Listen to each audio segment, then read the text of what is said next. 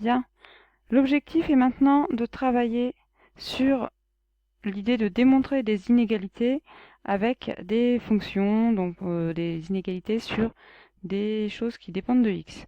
Donc il va y avoir trois méthodes qui sont dans la fiche. La première méthode ne s'utilise que lorsque la variable n'intervient qu'une seule fois.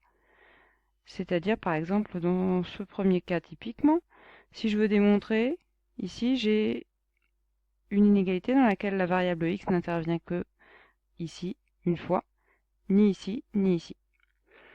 Contrairement aux autres cas où ici on a x, x et nouveau x, et puis ici même, au milieu, certes il n'intervient qu'au milieu le x, mais il est à la fois en haut et en bas, donc il est à deux endroits différents. Donc le cas où on va utiliser la première méthode, ce sera lorsque la variable n'intervient qu'une seule fois. La technique consiste à réaliser un schéma de calcul, puis à travailler par inégalités successives. Une deuxième méthode, que j'appellerais universelle, mais qui est parfois très longue, c'est se ramener à l'étude de signes de différence. Donc ça, on l'a déjà travaillé. Pour dire que A est plus petit que B, on va dire que A moins B est plus petit que 0. Donc on va faire la différence entre les deux et on va regarder le signe. Donc ça peut être vite long, fastidieux, mais souvent ça fonctionne.